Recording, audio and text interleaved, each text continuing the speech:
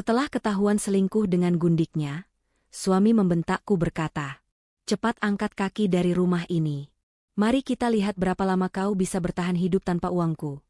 Paling besok pagi kau sudah jadi gelandangan di pinggir jalan." Malam itu juga, aku langsung mengemasi barang-barangku lalu pergi. Tapi 1 minggu kemudian, satu panggilan telepon masuk dari suamiku dengan nada panik ketakutan berkata, "Kenapa ada polisi di rumah ini? Apa yang kau lakukan?" Aku hanya tersenyum dan mematikan telepon. Dia tidak tahu, istri yang dia anggap lemah ini adalah. Sebelum ceritanya dimulai, silahkan tulis di kolom komentar dari daerah mana saja teman-teman yang menonton cerita ini. Jangan lupa like dan subscribe agar channel ini bisa semakin berkembang dan bisa mempersembahkan cerita yang lebih menarik lagi. Suara benturan keras memecah keheningan malam itu. Sebuah koper besar berwarna hitam terlempar kasar hingga menghantam dinding ruang tamu. Isinya sedikit berantakan keluar karena resletingnya yang tidak tertutup sempurna. Wildan berdiri dengan napas terengah-engah, wajahnya merah pada menahan amarah yang meledak-ledak. Di sampingnya, Lisna berdiri sambil melipat tangan di dada, senyum sinis tersungging di bibirnya yang bergincu tebal. Wanita itu menatap remeh ke arah sosok perempuan berhijab yang sedang berdiri mematung di sudut ruangan. Donita, istri sah Wildan, hanya menunduk sebentar memandangi koper miliknya yang tergeletak menyedihkan di lantai keramik. Ia baru saja pulang dari acara pengajian mingguan dan mendapati pemandangan yang menghancurkan hati seorang istri. Suaminya sedang bercengkrama mesra dengan wanita lain di rumah mereka sendiri. Namun, alih-alih meminta maaf atau merasa bersalah, Wildan justru yang mengamuk. Pria itu merasa harga dirinya terinjak karena tertangkap basah, dan mekanisme pertahanan dirinya adalah dengan menyerang balik secara membabi buta. Wildan melangkah maju, menunjuk wajah Donita dengan telunjuknya yang gemetar karena emosi. Suaranya menggelegar memenuhi ruangan yang selama 5 tahun ini menjadi saksi bisu pernikahan mereka. Wildan berteriak lantang tanpa mempedulikan tetangga yang mungkin mendengar keributan itu. Dia merasa sebagai raja di istana ini, dan Donita hanyalah penumpang yang tidak tahu diri. "Cepat angkat kaki dari rumah ini," bentak Wildan dengan suara parau yang menyakitkan telinga. Matanya melotot tajam seolah ingin menelan istrinya hidup-hidup. "Mari kita lihat berapa lama kau bisa bertahan hidup tanpa uangku. Paling besok pagi kau sudah jadi gelandangan di pinggir jalan," lanjutnya dengan nada penuh penghinaan. Kata-kata itu meluncur deras, menusuk langsung ke jantung. Wildan merasa sangat yakin dengan ucapannya. Di matanya, Donita hanyalah wanita rumahan yang lemah, tidak punya pekerjaan, dan selama ini hidup enak hanya berkat gaji dan jabatannya sebagai direktur perusahaan. Wildan lupa, atau mungkin tidak pernah mau tahu, bahwa kenyamanan yang ia rasakan bukan datang begitu saja dari langit. Lisna tertawa kecil. Suara tawanya terdengar seperti bisikan setan yang memperkeruh suasana. Ia mendekat ke arah Wildan, mengelus lengan pria itu dengan manja seolah memberikan dukungan. Wanita itu menatap Donita dari ujung kepala hingga ujung kaki dengan tatapan merendahkan. Menurut Lisna, Donita adalah wanita kuno yang membosankan, sangat berbeda dengan dirinya yang modis dan tahu cara memuaskan ego laki-laki. Lisna merasa dialah pemenang malam ini. Dia telah berhasil menyingkirkan penghalang utamanya untuk menguasai Wildan dan seluruh hartanya. Donita menarik napas panjang. Anehnya, tidak ada air mata yang jatuh di pipinya. Jantungnya memang berdegup kencang karena kaget, tetapi otaknya bekerja dengan sangat jernih dan dingin. Penghinaan Wildan barusan seperti tombol saklar yang mematikan sisa-sisa rasa cinta dan hormat yang ia miliki untuk suaminya itu. Selama ini ia diam, mengalah, dan menutup mata demi menjaga keutuhan rumah tangga. Namun malam ini batas kesabarannya telah dilanggar dengan cara yang paling kotor. Dengan gerakan perlahan dan anggun, Donita membetulkan letak hijabnya yang sedikit miring. Wajahnya tenang, terlampau tenang untuk seseorang yang baru saja diusir dari rumahnya sendiri. Ia tidak berteriak balik, tidak memohon, dan tidak bersujud di kaki Wildan seperti yang diharapkan oleh suaminya itu. Wildan sempat tertegun sesaat melihat reaksi istrinya yang datar, namun egonya yang tinggi menepis rasa heran itu. Donita berjalan mendekati koper yang tergeletak. Ia berjongkok, merapikan baju-baju yang menyembul keluar, lalu menutup resletingnya dengan rapi. Gerakannya santai, seolah ia hanya sedang bersiap untuk pergi liburan, bukan diusir menjadi gelandangan. Setelah koper itu tertutup rapat, Donita berdiri tegak. Ia menatap mata Wildan lekat-lekat. Tatapan itu bukan tatapan istri yang terluka, melainkan tatapan seorang penguasa yang sedang melihat bawahan yang membangkang. "Ingat baik-baik ucapanmu, Mas." Suara Donita terdengar lembut namun memiliki penekanan yang tajam di setiap katanya. "Jangan cari aku saat duniamu runtuh." Hanya itu yang ia katakan. Tanpa menunggu balasan dari Wildan yang masih terengah-engah atau Lisna yang mendengus mengejek, Donita menarik gagang kopernya. Roda koper itu bergemuruh pelan di atas lantai saat ia menyeretnya menuju pintu keluar. Ia tidak menoleh lagi ke belakang. Ia tidak ingin melihat wajah pengkhianat itu untuk yang terakhir kalinya. Di dalam hatinya, rumah ini sudah bukan lagi rumah, melainkan bangunan kosong yang dihuni oleh orang-orang asing yang tidak ia kenal. Wildan mendengus kasar melihat kepergian istrinya. "Pergi sana. Jangan harap aku akan menjemputmu saat kau menangis kelaparan," teriaknya lagi, memastikan Donita mendengarnya sebelum pintu utama tertutup. Lisna segera memeluk pinggang Wildan, membisikkan kata-kata manis untuk menenangkan pria itu, meyakinkan bahwa keputusan Wildan sudah tepat. Mereka berdua kembali masuk ke dalam kamar, merasa telah memenangkan dunia, tanpa sadar bahwa mereka baru saja menggali kuburan mereka sendiri. Di luar, angin malam berhembus cukup kencang. Donita menyeret kopernya melewati halaman rumah yang luas. Lampu taman yang remang-remang menyinari langkah kakinya yang mantap. Ia membuka gerbang besi yang berat itu sendirian. Suara engsel gerbang yang berdecit terdengar menyayat hati di tengah keheningan kompleks perumahan elit tersebut. Donita melangkah keluar, berdiri di trotoar yang sepi. Sesuai ucapan Wildan, seharusnya Donita kebingungan.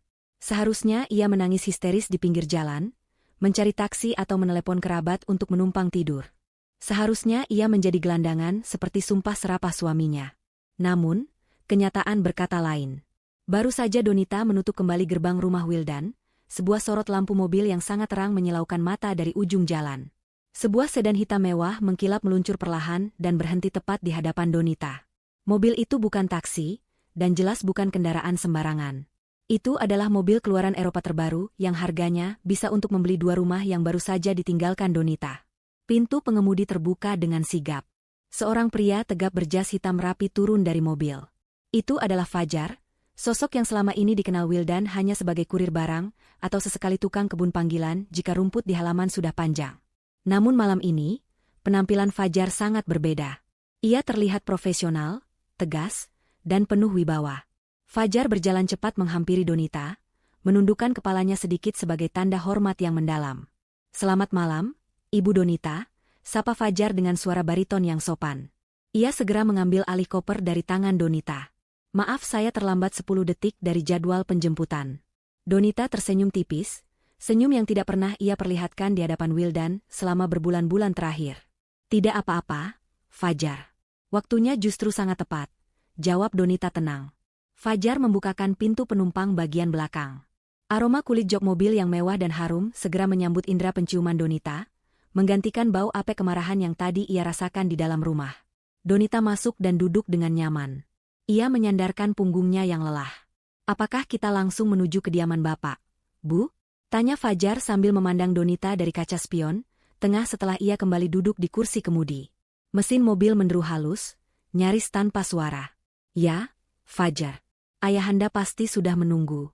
Dan tolong pastikan semua akses keuanganku yang terhubung dengan kartu tambahan Wildan sudah diputus malam ini juga," perintah Donita.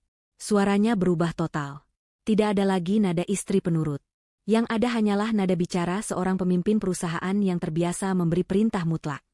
"Sudah dilaksanakan, Bu. Tim keuangan sudah memblokir akses kartu kredit tambahan 5 menit yang lalu, tepat saat Ibu keluar dari gerbang. Tim legal juga sudah menyiapkan berkas-berkas yang Ibu minta untuk besok pagi," jawab Fajar sigap sambil memutar kemudi, membawa mobil mewah itu menjauh dari rumah Wildan yang kini tampak kecil dan suram di kejauhan. Donita menatap keluar jendela. Lampu-lampu jalanan kota berkelefat cepat. Ia melihat pantulan wajahnya sendiri di kaca jendela mobil. Wajah itu bukan wajah wanita yang kalah. Wildan benar-benar tidak tahu siapa yang baru saja ia usir. Pria itu berpikir ia telah membuang sampah. Padahal ia baru saja melepaskan berlian yang selama ini menopang seluruh hidupnya. Donita menutup matanya sejenak, mempersiapkan diri untuk kembali menjadi dirinya yang sebenarnya. Sandiwara sebagai istri sederhana sudah selesai. Kini, saatnya sang ratu kembali ke tahtanya. Sinar matahari pagi menerobos masuk melalui celah-celah tirai kamar utama yang tidak tertutup rapat. Wildan menggeliat malas di balik selimut tebalnya. Ia membuka mata perlahan, merasakan kepalanya sedikit pening sisa euforia semalam. Ia menoleh ke samping dan melihat Lisna masih tertidur pulas, mendengkur halus dengan rambut yang berantakan menutupi sebagian wajahnya. Senyum kemenangan terbit di bibir Wildan. Ia merasa bebas. Tidak ada lagi istri yang menceramahinya soal pulang malam, tidak ada lagi tatapan mata yang seolah menuntut perhatian, dan yang paling penting, tidak ada lagi wanita berhijab yang menurutnya membosankan itu. Wildan bangun dan duduk di tepi tempat tidur. Ia meregangkan otot-ototnya, merasa seolah ia adalah raja dunia. Rumah ini sekarang sepenuhnya miliknya. Ia bisa melakukan apa saja, membawa siapa saja, tanpa ada yang melarang. Ia membayangkan hidup barunya yang akan penuh warna bersama Lisna. Pesta, liburan, dan kebebasan finansial yang selama ini ia rasa terhambat karena Donita yang selalu menyuruhnya berhemat. Ia beranjak ke dapur dengan langkah ringan, berharap sarapan sudah tersaji seperti biasanya. Namun, langkahnya terhenti saat melihat meja makan yang kosong melompong. Tidak ada nasi goreng hangat, tidak ada kopi yang mengepul, dan tidak ada piring bersih yang tertata rapi. Dapur terlihat berantakan dengan sisa gelas dan piring kotor bekas pesta kecil-kecilan mereka semalam berserakan di wastafel. Semut-semut mulai mengerubungi sisa makanan yang tidak dibersihkan. Wildan mendecak kesal. Ia lupa bahwa Donita sudah tidak ada. Selama ini, segala urusan rumah tangga dikerjakan oleh Donita dengan sempurna tanpa bantuan pembantu karena Wildan selalu beralasan tidak suka ada orang asing di rumah demi penghematan. Kini, realita mulai menyentilnya sedikit. Ia harus membuat kopi sendiri. Dengan gerutu pelan, ia menyeduh kopi instan, rasanya jauh berbeda dari kopi racikan Donita yang biasanya menggunakan biji kopi pilihan. Ah, sudahlah. Nanti aku bisa sewa pembantu. Uangku banyak, gumam Wildan menenangkan diri sendiri. Ia menyesap kopi instannya yang terlalu manis, sambil membayangkan betapa hebatnya ia hari ini di kantor. 1 jam kemudian, Wildan melangkah masuk ke lobi gedung perkantoran tempat perusahaannya berada. Ia mengenakan setelan jas terbaiknya, dagunya diangkat tinggi, menebar pesona kepada resepsionis yang menyapanya dengan sopan. Wildan adalah direktur utama di perusahaan properti yang sedang naik daun ini. Ia merasa kesuksesan perusahaan ini murni, karena kejeniusannya dalam melobi klien, dan mengatur strategi marketing. Ia tidak pernah tahu bahwa di balik layar, ada tangan-tangan tak terlihat yang memuluskan jalannya. Selamat pagi, Pak Wildan, sapa beberapa karyawan dengan nada hormat, meskipun ada beberapa yang saling berbisik saat ia lewat. Wildan tidak peduli. Ia masuk ke lift pribadi direksi dan menekan tombol lantai paling atas. Sesampainya di ruangannya yang luas dengan pemandangan kota yang megah, Wildan melempar tas kerjanya ke sofa. Ia duduk di kursi kulitnya yang empuk, memutar-mutar kursi itu dengan angkuh. Ia merasa tak tersentuh. Namun, kebahagiaannya tidak berlangsung lama. Pintu ruangannya diketuk dengan nada ragu-ragu. "Masuk," seru Wildan lantang. Pintu terbuka. Sekretarisnya, seorang wanita muda bernama Rini, masuk dengan wajah pucat pasi. Tangannya memegang sebuah tablet dan tumpukan berkas dengan gemetar. Tidak ada senyum ramah yang biasa ia tunjukkan. "Ada apa, Rin? Kenapa mukamu seperti melihat hantu?" tanya Wildan meremehkan sambil menyalakan komputernya. "Maaf, Pak. Ada masalah besar," suara Rini terdengar tercekat. "Pagi ini, 3 investor utama kita mengirimkan surat pembatalan kontrak secara sepihak." Wildan tertawa remeh. "Jangan bercanda kamu. Pembatalan sepihak? Mereka akan kena denda penalti yang besar. Biarkan saja mereka pergi kalau mau. Kita masih punya banyak antrean investor lain." Rini menggeleng lemah, keberaniannya seolah hilang. "Itu masalahnya, Pak. Dalam klausul kontrak yang Bapak tanda tangani dulu, disebutkan bahwa mereka berhak menarik dana kapan saja tanpa penalti jika penjamin utama menarik dukungannya. Dan pagi ini, pihak bank mengonfirmasi bahwa penjamin tersebut sudah mencabut semua aset yang menjadi agunan proyek kita." Dahi Wildan berkerut dalam. "Penjamin utama? Siapa itu?" "Seingatku perusahaan ini berdiri atas nama kerja kerasku. Agunannya kan aset perusahaan ini sendiri." Wildan memang tidak pernah membaca detail kontrak dengan teliti. Ia selalu menyerahkan urusan legal yang rumit kepada Pak Rahmat, pengacaranya, dan hanya menandatangani di tempat yang ditunjuk. Ia terlalu malas untuk membaca tumpukan kertas tebal yang menurutnya membosankan. "Bukan, Pak," jawab Rini takut-takut. "Agunan likuiditas kita selama ini berasal dari dana hibah sebuah holding company yang menjamin kinerja Bapak. Nama perusahaannya, Shadow Capital. Mereka menarik diri total pagi ini. Efeknya berantai, Pak. Supplier bahan bangunan untuk proyek apartemen di Jakarta Selatan juga baru saja menelepon. Mereka menghentikan pengiriman semen dan baja sampai pembayaran bulan lalu dilunasi." Wildan menggebrak meja. "Apa-apaan ini? Bayar saja mereka. Uang di kas perusahaan kan masih miliaran." Rini menelan ludah, air matanya hampir jatuh karena takut diamuk. "Itu dia, Pak. Akun rekening perusahaan, dibekukan oleh Bank Pusat, karena adanya laporan audit mendadak yang mempertanyakan aliran dana masuk. Kita tidak bisa mengeluarkan uang sepeser pun hari ini. Wildan terdiam, wajahnya memerah padam. Jantungnya berdegup kencang, tapi bukan karena semangat, melainkan karena panik yang mulai merayap. Ia segera menyambar telepon di mejanya, mencoba menghubungi kontak orang dalam di ban yang biasa ia ajak main golf. Namun, sambungan telepon itu tidak diangkat. Ia mencoba lagi, kali ini nomornya dialihkan ke mesin penjawab. Ini pasti ada kesalahan sistem, teriak Wildan frustrasi. Ia tidak bisa menerima kenyataan ini. Kemarin ia masih raja, bagaimana mungkin pagi ini kerajaannya goyang hanya karena beberapa email? Di tengah kepanikan itu, ponsel pribadinya bergetar. Nama, Lisna sayang, muncul di layar. Wildan mengangkatnya dengan kasar, berharap mendengar suara manja yang bisa sedikit menghiburnya. Halo, Lisna. Aku sedang sibuk, ada masalah di kantor. Bentak Wildan tanpa sadar. Suara Lisna di seberang sana terdengar kesal, bukan manja. Yang, kamu gimana sih? Aku lagi di butik langganan mau beli tas yang kemarin kita lihat. Kok kartu debit kamu ditolak? Malu tahu dilihatin pelayan toko. Katanya saldonya tidak cukup atau diblokir. Coba kamu transfer ke rekening aku sekarang 50 juta, aku harus bayar nih. Darah Wildan mendesir hebat. Kartu debit pribadinya ditolak? Itu tidak mungkin. Itu adalah rekening gajinya, rekening yang terpisah dari perusahaan. Tunggu sebentar, jangan rewel dulu. Nanti aku urus. Wildan mematikan telepon sepihak. Ia segera membuka aplikasi mobile banking di ponselnya. Jari-jarinya gemetar saat memasukkan kode akses. Layar ponsel memuat data loading yang terasa sangat lama.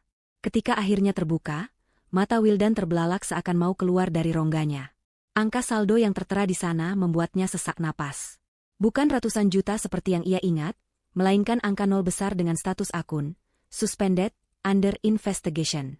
Wildan melempar ponselnya ke meja. Napasnya memburu. Keringat dingin mulai bercucuran di pelipisnya.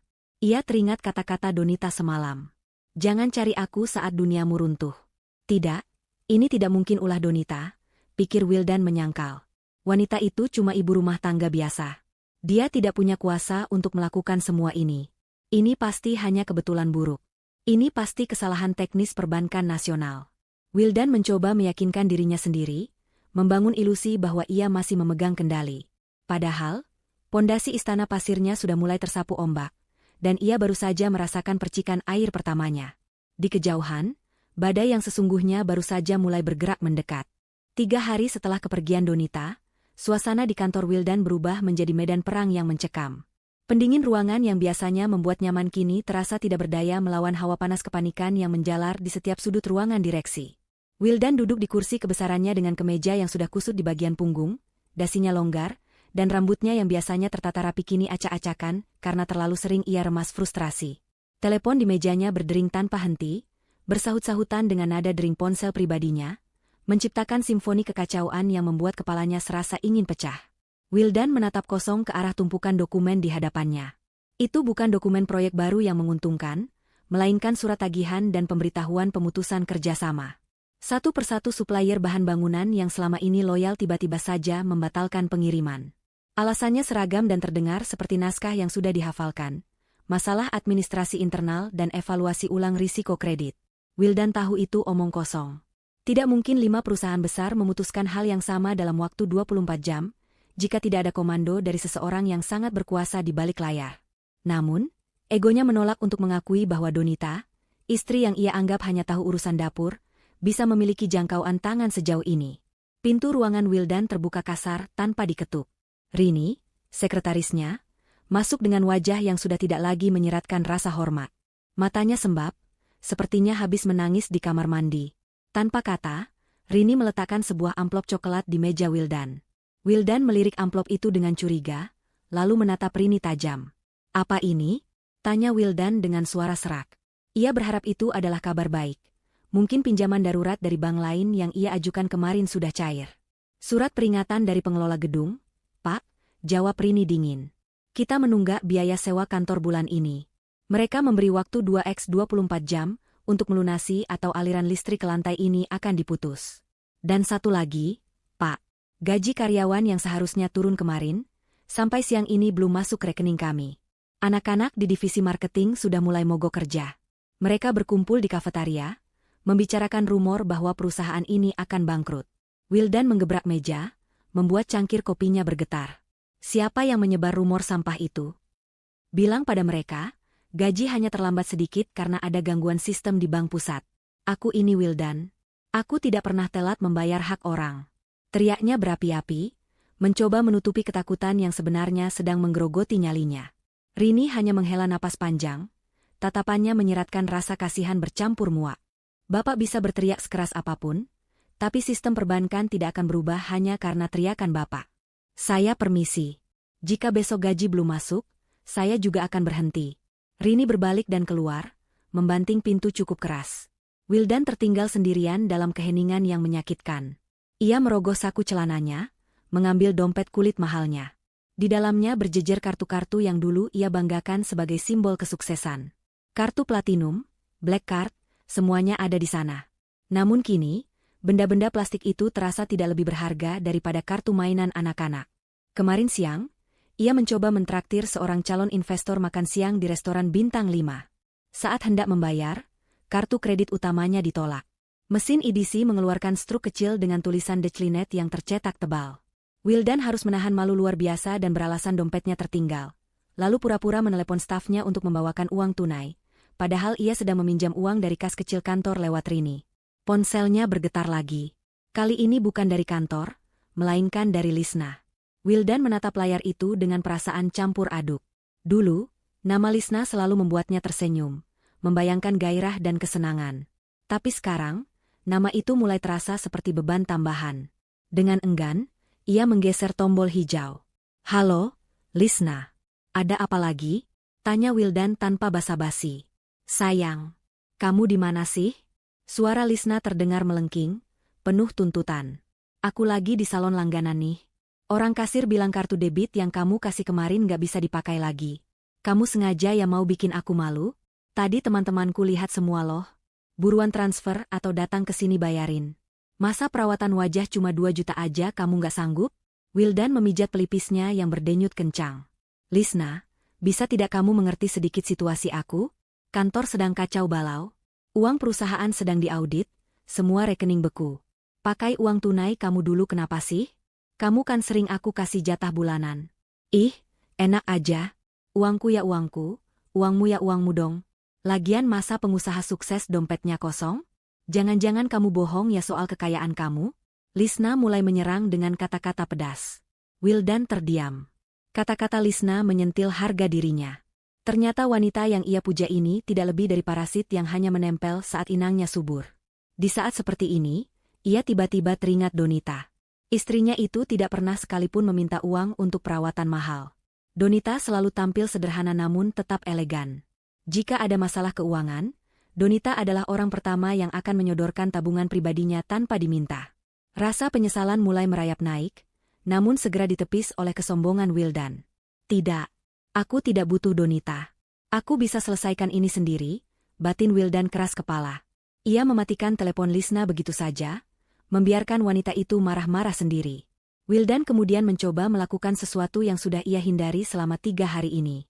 Dengan tangan gemetar, ia mencari kontak Donita di ponselnya. Ia berniat menelepon, mungkin untuk memaki wanita itu agar menghentikan semua kegilaan ini, atau mungkin jauh di lubuk hatinya, untuk meminta bantuan. Ia menekan tombol panggil. Hening. Tidak ada nada sambung. Hanya suara operator yang dingin dan datar, nomor yang Anda tuju sedang tidak aktif atau berada di luar jangkauan. Wildan melempar ponselnya ke sofa. Sialan, teriaknya frustrasi. Ia merasa dikepung dari segala penjuru. Sementara itu, di sebuah gedung pencakar langit yang letaknya bermil-mil jauhnya dari kantor Wildan yang suram, suasana sangat kontras terasa. Di lantai paling atas, di sebuah ruangan yang didominasi dinding kaca dengan pemandangan hiruk-pikuk kota di bawahnya, Donita duduk dengan anggun di kursi kerjanya yang besar. Tidak ada lagi daster rumah atau wajah lelah sehabis mengurus rumah tangga. Donita mengenakan busana kerja yang sangat profesional, hijabnya tertata rapi tanpa celah, memancarkan aura kekuasaan yang mengintimidasi siapa saja yang melihatnya. Di hadapannya, duduk 2 orang pria berjas rapi yang tampak gugup. Mereka adalah perwakilan dari bank yang selama ini memberi pinjaman pada perusahaan Wildan. Fajar berdiri tegak di samping kursi Donita, Seperti pengawal setia yang siap menerkam jika ada yang berani bertindak kurang ajar pada majikannya. Jadi, Nyonya Donita, dokumen pengalihan utang atas nama PT Wijaya Karya, perusahaan suami Anda, sudah kami siapkan, ucap salah satu pria itu sambil menyodorkan berkas tebal. Dengan tanda tangan ini, secara hukum semua utang piutang perusahaan tersebut menjadi hak milik perusahaan investasi Anda, Shadow Capital. Anda berhak menagih pelunasan seketika atau menyita aset jaminan jika terjadi gagal bayar. Donita tersenyum tipis, sangat tipis hingga nyaris tak terlihat. Tangannya yang lentik mengambil pena mahal dari atas meja. Ia tidak ragu sedikit pun. Gerakan tangannya saat membubuhkan tanda tangan terlihat luwes namun tegas. Ia sedang tidak menyelamatkan suaminya. Ia sedang membeli tali gantungan yang akan menjerat leher suaminya sendiri. Terima kasih, bapak-bapak, ucap Donita lembut. Proses eksekusinya tolong dilakukan sesuai prosedur yang paling ketat. Saya tidak mentolerir keterlambatan pembayaran, meskipun itu dari perusahaan yang dipimpin oleh orang yang pernah saya kenal. Kedua orang bank itu mengangguk hormat lalu berpamitan mundur. Setelah mereka pergi, Fajar menuangkan teh hangat ke cangkir Donita. Apakah ibu yakin tidak ingin memberi peringatan dulu pada Pak Wildan? Tanya Fajar hati-hati. Donita menyesap tehnya perlahan, matanya menatap tajam ke arah gedung-gedung bertingkat di kejauhan. Peringatan? Aku sudah memberinya peringatan selama 5 tahun pernikahan kami, Fajar. Peringatan untuk setia, peringatan untuk jujur, peringatan untuk tidak serakah. Dia mengabaikan semuanya. Sekarang bukan waktunya peringatan, tapi waktunya pembelajaran. Kirimkan hadiah, itu sekarang. Siap, Bu, jawab Fajar sigap. Ia mengetik sesuatu di tabletnya. Kembali ke kantor Wildan. Pria itu sedang melonggarkan dasinya, merasa sesak napas. Tiba-tiba, notifikasi email masuk berbunyi di komputer kerjanya. Judul email itu kosong. Pengirimnya anonim. Penasaran, Wildan membukanya. Jantung Wildan berhenti berdetak sesaat. Matanya terbelalak menatap layar monitor. Lampiran email itu berisi foto-foto dokumen yang sangat ia kenal. Itu adalah foto buku besar rahasia yang ia sembunyikan di brankas pribadinya, buku yang mencatat aliran dana ilegal, penggelapan pajak, dan markup anggaran proyek yang ia lakukan selama 2 tahun terakhir untuk membiayai gaya hidup mewahnya dan memanjakan Lisna. Tidak ada orang yang tahu soal buku ini kecuali dirinya. Bagaimana mungkin foto-foto ini bisa ada di tangan orang lain? Di bawah foto-foto itu, hanya ada satu kalimat singkat yang tertulis dengan huruf kapital berwarna merah menyala. Waktu habis.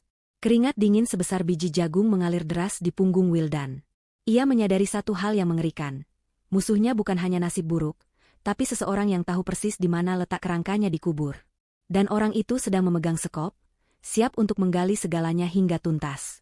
5 hari pasca pengusiran Donita, rumah mewah yang dulu selalu bersih dan wangi kini mulai menyerupai kapal pecah. Lantai marmer yang biasanya mengkilap kini berdebu dan penuh jejak sepatu kotor. Tumpukan piring kotor menggunung di wastafel dapur, menimbulkan bau tidak sedap yang menyebar hingga ke ruang keluarga. Keranjang cucian penuh sesak dengan pakaian kotor Wildan dan Lisna yang belum tersentuh. Tanpa kehadiran Donita, rumah itu kehilangan nyawanya, berubah menjadi bangunan dingin yang berantakan. Wildan duduk di sofa ruang tamu dengan wajah kusut. Ia baru saja pulang dari kantor yang situasinya semakin memburuk, hanya untuk menemukan rumah yang sama kacaunya. Lisna sedang duduk di sofa seberang, sibuk dengan ponselnya, mengabaikan Wildan sepenuhnya. Tidak ada sambutan hangat, tidak ada pijatan di bahu, yang ada hanya atmosfer permusuhan yang kental. Lisna, panggil Wildan dengan nada tinggi. Kamu seharian ngapain aja di rumah? Itu piring kotor sudah 3 hari numpuk sampai berjamur. Baju kerjaku juga belum ada yang dicuci. Aku besok pakai apa? Lisna meletakkan ponselnya dengan kasar. Matanya mendelik tajam ke arah Wildan. Mas. Dengar ya, aku ini bukan babu. Aku bukan mantan istrimu yang rela jadi upik abu. Aku mau nikah sama kamu karena aku pikir kamu kaya raya, punya banyak pembantu, hidup enak. Kalau tahu bakal disuruh nyuci piring dan baju sendiri begini, mending aku cari laki-laki lain. Wildan ternganga mendengar jawaban itu. Sifat asli Lisna yang selama ini tertutup topeng kemanjaan kini terbuka lebar. Jadi selama ini kamu cuma incar uangku? Begitu aku susah sedikit, kamu langsung begini? Sedikit? Teriak Lisna, suaranya melengking memenuhi ruangan. Sedikit apanya? Kartu kredit mati, uang belanja nggak ada, mobil mewahmu ditarik dealer kemarin karena nunggak cicilan. Sekarang kita cuma punya 1 mobil kantor butut. Kamu itu penipu, Mas. Kamu bilang kamu bos besar, ternyata cuma tong kosong. Wildan bangkit, tangannya terkepal menahan amarah yang meledak. Diam kamu. Aku sedang berusaha memperbaiki keadaan. Ini cuma ujian sementara. Ujian sementara gundulmu. Lisna mencibir, lalu melengos pergi masuk ke kamar dan membanting pintu. Wildan jatuh terduduk kembali di sofa. Kepalanya pening luar biasa. Ia merindukan ketenangan yang dulu selalu ada di rumah ini. Ia merindukan teh hangat buatan Donita dan suara lembut istrinya, yang selalu menenangkan saat ia pulang kerja dengan banyak masalah. Kini, ia sadar betapa berharganya kehadiran Donita yang selama ini ia sia-siakan. Namun, penyesalan itu datang terlambat. Sangat terlambat. Keesokan paginya, Wildan memaksakan diri berangkat ke kantor dengan kemeja yang ia setrika sendiri secara asal-asalan. Sesampainya di kantor, pemandangan yang menyambutnya lebih mengerikan dari hari-hari sebelumnya. Lantai tempat divisinya berada tampak lengang. Meja-meja kerja kosong. Komputer-komputer mati. Hanya ada beberapa kertas putih yang tergeletak di atas meja masing-masing karyawan kunci. Wildan berjalan cepat memeriksa satu persatu meja. Itu adalah surat pengunduran diri. Bukan satu atau dua, tapi hampir seluruh tim inti perusahaan. Kepala keuangan, manajer operasional, tim legal senior, semuanya mengajukan resign massal hari ini. Mereka adalah orang-orang yang kompeten, orang-orang yang selama ini membuat roda perusahaan berputar. Kepergian mereka secara serentak adalah lonceng kematian bagi perusahaan Wildan. Di meja Rini, sekretarisnya, juga terdapat surat yang sama. Namun di sana ada catatan kecil yang ditulis tangan. Maaf Pak, saya mendapat tawaran kerja di Adhitama Group dengan gaji 3 kali lipat. Saya tidak bisa menolak. Semoga Bapak baik-baik saja. Adhitama Group? Itu adalah perusahaan raksasa, salah satu konglomerasi terbesar di negeri ini. Wildan tidak tahu koneksi apa yang membuat karyawannya bisa pindah ke sana serentak. Ia merasa seperti kapten kapal yang ditinggalkan awaknya di tengah badai. Ia sendirian. Benar-benar sendirian di Menara Gading yang pondasinya sudah hancur lebur. Wildan mencoba menelepon Pak Rahmat, pengacaranya, satu-satunya orang yang ia harap masih berada di pihaknya. Namun ponsel Pak Rahmat tidak aktif. Kantor pengacara itu juga mengabarkan bahwa Pak Rahmat sedang cuti panjang ke luar negeri. Wildan merasa dunia sedang berkonspirasi untuk menghancurkannya. Dengan langkah gontai, Wildan pulang ke rumah lebih awal. Ia tidak tahan berada di kantor hantu itu. Namun, sesampainya di rumah, ia melihat sebuah sepeda motor kurir berhenti di depan pagar. Seorang pria berseragam oranye sedang menyelipkan amplop besar berwarna merah di sela-sela pagar. Wildan turun dari mobil kantornya dan menyambar amplop itu. Untuk Bapak Wildan Wijaya, kata kurir itu singkat lalu pergi. Dengan tangan gemetar, Wildan membuka amplop itu di halaman rumah. Isinya adalah surat resmi dengan kop surat sebuah holding company asing. Matanya memindai isi surat itu dengan cepat, dan seketika lututnya lemas. Tubuhnya merosot jatuh ke tanah. Itu adalah surat perintah pengosongan rumah. Dalam surat itu tertulis jelas bahwa properti yang ia tempati selama ini bukanlah miliknya pribadi, melainkan aset milik perusahaan induk yang dipinjamkan kepadanya sebagai fasilitas jabatan direktur. Karena adanya pelanggaran kontrak kerja yang serius dan dugaan tindak pidana korupsi yang dilakukan Wildan, fasilitas tersebut dicabut. Ia dan seluruh penghuni rumah diberi waktu 1x24 jam untuk angkat kaki. Ini tidak mungkin, gumam Wildan dengan suara bergetar. Ia selalu mengira rumah ini sudah diatasnamakan dirinya. Ia ingat menandatangani akta jual beli 5 tahun lalu. Tapi kemudian ia teringat, saat itu Donita yang mengurus semua detailnya bersama notaris, dan Wildan hanya tanda tangan tanpa membaca, terlalu sibuk dengan ponselnya. Ternyata sejak awal, Donita dan keluarganya sudah memproteksi aset mereka dari kemungkinan terburuk. Wildan tidak pernah memiliki apa-apa. Ia hanya menumpang di rumah istrinya sendiri, dan kini ia diusir dari tumpangan itu. Belum sempat ia memproses rasa syoknya, suara teriakan Lisna terdengar dari dalam rumah. Wildan berlari masuk. Ia menemukan Lisna sedang berdiri kaku di depan televisi besar di ruang keluarga. Wajah wanita itu pucat pasi, matanya menatap layar TV dengan ketakutan. "Mas, lihat itu," bisik Lisna gemetar, menunjuk ke layar. Wildan menoleh ke arah televisi. Sebuah siaran berita breaking news sedang berlangsung. Di layar kaca, terpampang jelas foto wajah Wildan dengan tulisan besar di bawahnya. Direktur Utama PT Wijaya Karya diduga terlibat skandal pencucian uang dan penggelapan pajak. Reporter berita itu berbicara dengan cepat dan tegas. Kejaksaan Agung dan KPK hari ini resmi menaikkan status penyelidikan terhadap saudara Wildan Wijaya. Diduga kerugian negara mencapai puluhan miliar rupiah. Bukti-bukti kuat telah diserahkan oleh pihak internal perusahaan. Pihak berwajib menghimbau agar tersangka tidak mencoba melarikan diri ke luar negeri, karena statusnya sudah dicekal mulai hari ini. Dunia Wildan berputar hebat. Pandangannya kabur. Telinganya berdenging kencang. Ia mundur beberapa langkah hingga punggungnya menabrak dinding. Kakinya tidak kuat lagi menopang tubuhnya. Ia merosot duduk di lantai, menatap kosong ke depan. Semua sudah berakhir. Ancaman Donita bukan sekadar gertakan seorang istri yang sakit hati. Itu adalah vonis mati yang dijatuhkan oleh seorang hakim yang tak terlihat.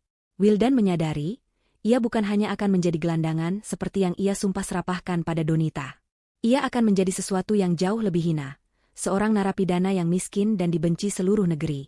Di sudut ruangan, Lisna mulai menangis histeris, bukan karena kasihan pada Wildan, tapi karena menyadari ia ikut terseret dalam kapal karam ini. Sementara di luar, awan hitam mulai berkumpul, seolah alam semesta pun bersiap untuk menurunkan hujan badai di atas kehancuran hidup Wildan. Malam itu, 1 minggu tepat setelah Donita meninggalkan rumah, suasana di kediaman Wildan terasa lebih mirip seperti rumah hantu daripada hunian mewah. Hujan deras mengguyur kota Jakarta sejak sore, menciptakan suara gemuruh yang tiada henti di atap genteng. Di dalam rumah, penerangan remang-remang karena beberapa lampu bohlam putus dan Wildan tidak memiliki uang maupun kemauan untuk memanggil teknisi listrik. Kardus-kardus bekas berserakan di ruang tengah. Wildan dan Lisna sedang sibuk mengemasi barang-barang mereka dengan wajah masam. Surat pengosongan rumah yang mereka terima kemarin memberi ultimatum mutlak. Mereka harus keluar sebelum matahari terbit esok hari, atau akan diseret paksa oleh petugas keamanan perumahan. Wildan melipat jas kerjanya dengan kasar dan melemparnya ke dalam kotak kardus. Wajahnya terlihat jauh lebih tua 10 tahun dari usianya yang sebenarnya. Kantung mata hitam menggantung tebal di bawah matanya, rambutnya berminyak karena belum keramas, dan bau badannya mulai menyengat. Di sudut lain, Lisna sedang menangis sesenggukan sambil memasukkan koleksi tas dan sepatu mahalnya ke dalam koper. Wanita itu terus mengeluh tentang betapa tidak adilnya hidup ini, tentang bagaimana ia tidak pantas hidup susah, dan menyalahkan Wildan atas semua bencana yang menimpa mereka. "Kamu bisa diam tidak?" bentak Wildan. Kesabarannya sudah habis. "Kepalaku mau pecah mendengar tangisanmu. Kalau bukan karena permintaanmu yang macam-macam, aku tidak akan senekat ini mengambil uang perusahaan." Lisna mendongak, matanya menyala penuh amarah. "Oh, sekarang kamu menyalahkan aku? Kamu yang bodoh. Kamu laki-laki yang tidak becus. Kalau tahu bakal jadi gembel begini, aku tidak sudi meninggalkan pacarku yang dulu demi kamu." Pertengkaran mereka terhenti seketika saat terdengar suara debuman keras dari pintu depan. Itu bukan ketukan tamu sopan, melainkan gedoran yang memaksa dan penuh intimidasi. Wildan dan Lisna saling berpandangan dengan tatapan ngeri. Jantung Wildan berdegup kencang, memukul-mukul rongga dadanya. Ia melirik jam dinding yang menunjukkan pukul 10 malam. Siapa yang bertamu di tengah badai dan selarut ini? Mungkin itu petugas keamanan perumahan, bisik Wildan gemetar. Mereka mungkin datang lebih awal untuk mengusir kita. Sialan. Wildan berjalan menuju pintu depan dengan langkah ragu. Gedoran itu semakin keras, disertai teriakan dari luar. "Buka pintu. Kami dari kepolisian." Darah Wildan seolah berhenti mengalir. Wajahnya memucat seketika, seputih kertas. "Polisi? Kenapa polisi datang ke rumah?"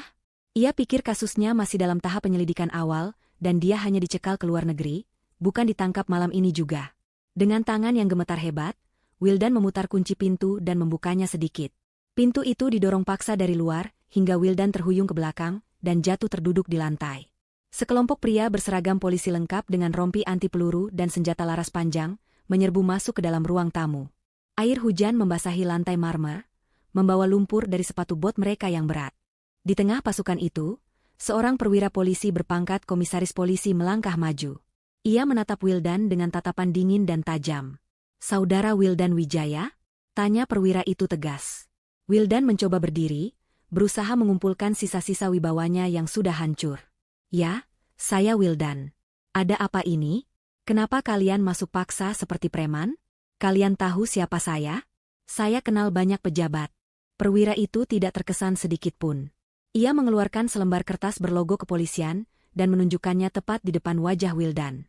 "Kami membawa surat perintah penangkapan atas nama saudara Wildan Wijaya, atas tuduhan tindak pidana korupsi korporasi, pencucian uang, dan pemalsuan dokumen aset.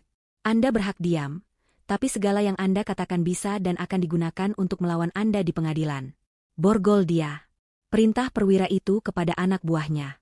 2 orang polisi langsung menyergap Wildan, menarik tangannya ke belakang dengan kasar. Bunyi klik dari borgol besi yang mengunci pergelangan tangannya terdengar sangat mengerikan di telinga Wildan. Rasa dingin dari besi itu merambat ke seluruh tubuhnya, menyadarkan dia bahwa ini bukan mimpi buruk. Ini nyata. Tunggu. Ini salah paham. Saya difitnah. Teriak Wildan meronta-ronta. Saya mau bicara dengan pengacara saya. Saya mau menelepon istri saya.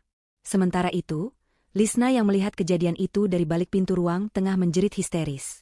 Ia mencoba berlari menuju pintu belakang, membawa serta koper berisi barang-barang mewah hasil curiannya. Namun, 2 polisi wanita sudah lebih dulu berjaga di sana. Lisna tertangkap basah. Ia meronta, mencakar-cakar udara, tapi tenaganya kalah jauh. Lepaskan aku. Aku tidak tahu apa-apa. Aku cuma pacarnya. Teriak Lisna panik. Bawa dia juga. Kami menemukan bukti aliran dana ke rekening atas namanya. Dia terindikasi sebagai penadah pasif, perintah perwira itu tanpa menoleh. Di ruang tamu, Wildan yang sudah tidak berdaya memohon dengan sangat menyedihkan. Pak, tolong Pak, izinkan saya menelepon 1 kali saja. Saya harus menghubungi seseorang yang bisa menjelaskan semua ini. Ini pasti kesalahan administrasi. Perwira itu menatap Wildan sejenak, lalu mengangguk singkat. 1 panggilan. 2 menit. Di loudspeaker. Tangan Wildan yang terborgol di depan gemetar saat memegang ponsel yang disodorkan polisi. Siapa yang bisa ia hubungi? Pak Rahmat menghilang. Teman-temannya menjauh. Orang tuanya di kampung sudah tua dan sakit-sakitan. Hanya ada 1 nama yang terlintas di benaknya. Satu-satunya orang yang mungkin, hanya mungkin, masih memiliki sedikit rasa kasihan padanya. Donita. Wildan menekan nomor Donita. Jantungnya berpacu seirama dengan nada sambung telepon. Tut-tut. Setelah dering ketiga, panggilan itu diangkat. Halo? Suara itu terdengar begitu tenang, begitu damai, kontras sekali dengan kekacauan yang sedang terjadi di rumah Wildan. Di latar belakang suara Donita, terdengar alunan musik klasik yang lembut dan denting halus sendok beradu dengan cangkir porselen. Donita, ini aku, Wildan. Teriak Wildan dengan suara parau, air mata ketakutan mulai mengalir di pipinya. Oh, Mas Wildan. Ada apa menelepon malam-malam begini? Apa kamu lupa aku sudah bukan istrimu lagi secara agama? Jawab Donita datar. Donita, tolong aku. Ada polisi di rumah ini. Mereka menangkapku. Mereka bilang aku korupsi. Kamu harus bantu aku. Donita, kamu tahu aku tidak mungkin melakukan itu sendirian. Kamu harus bicara pada mereka. Wildan meracau panik. Hening sejenak di ujung telepon. Lalu terdengar suara Donita menyeruput teh hangatnya dengan perlahan. Ah, begitu ya? Jadi mereka sudah datang? Syukurlah, mereka tepat waktu sesuai jadwal. Wildan terbelalak. Apa maksudmu? Kamu tahu soal ini? Donita tertawa kecil, tawa yang tidak mengandung kegembiraan, melainkan kepuasan yang dingin. Tentu saja aku tahu, Mas. Siapa menurutmu yang menyerahkan bukti audit forensik itu ke meja kejaksaan pagi ini? Siapa menurutmu yang memberikan akses penuh pada polisi untuk membuka brankas rahasiamu? Tubuh Wildan menegang kaku. Lututnya gemetar hebat hingga ia hampir jatuh lagi. Jadi, ini semua ulahmu?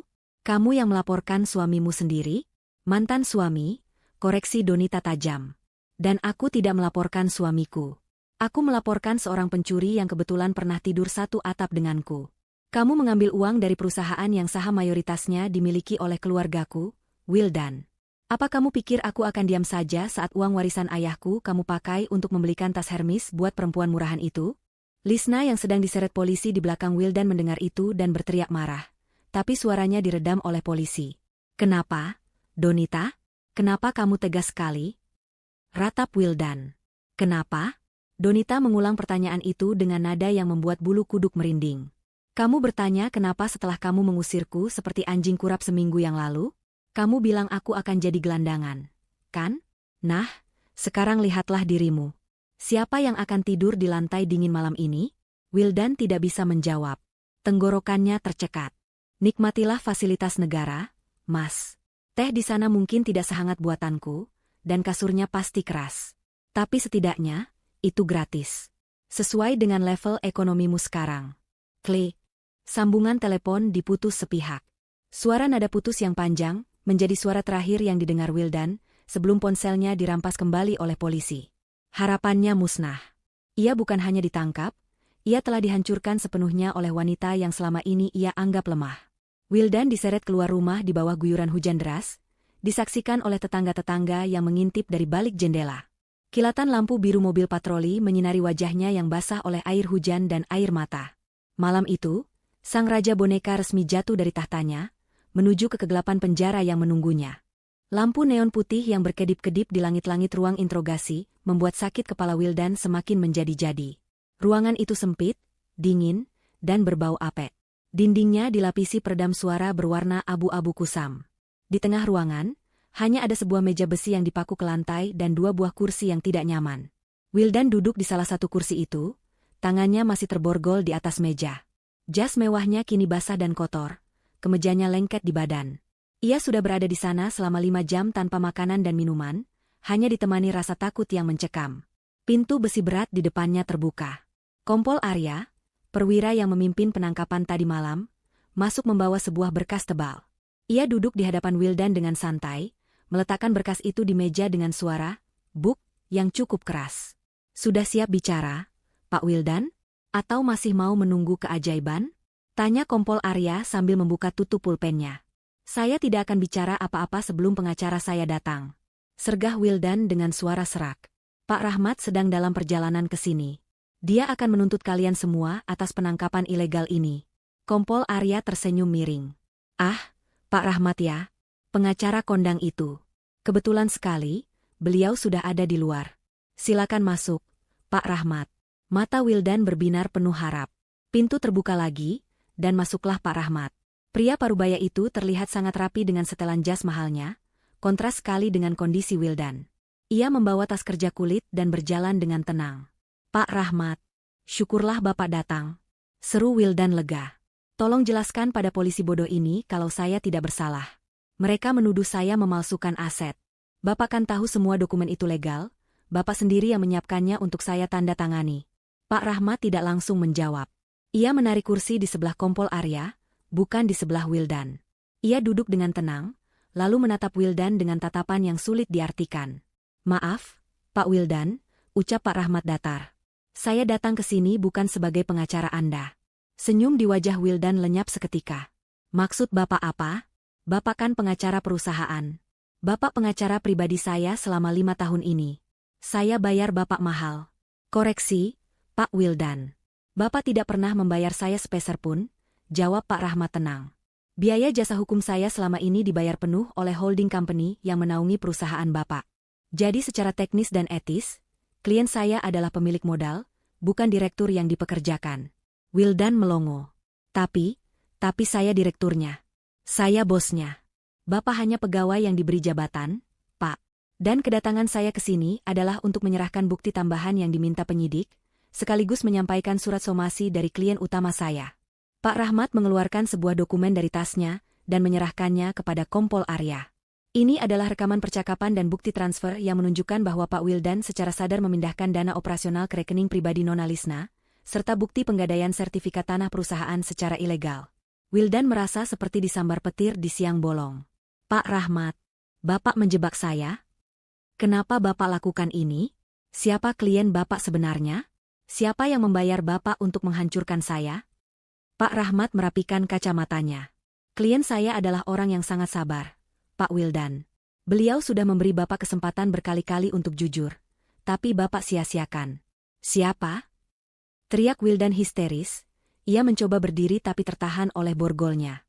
"Siapa orang itu? Tunjukkan padaku." Kompol Arya menunjuk ke arah cermin kaca besar yang ada di dinding samping ruangan. Itu adalah cermin satu arah. Wildan tahu bahwa di balik cermin itu ada ruangan observasi di mana orang bisa melihat ke dalam ruang interogasi tanpa terlihat. "Klien Pak Rahmat ada di balik kaca itu, sedang memperhatikan Anda sejak tadi," kata Kompol Arya. Wildan menatap cermin gelap itu. Ia melihat pantulan wajahnya sendiri yang menyedihkan, berantakan, dan hancur. Namun perlahan, seolah halusinasi, ia membayangkan sosok yang berdiri di sana. Jantungnya berdegup kencang.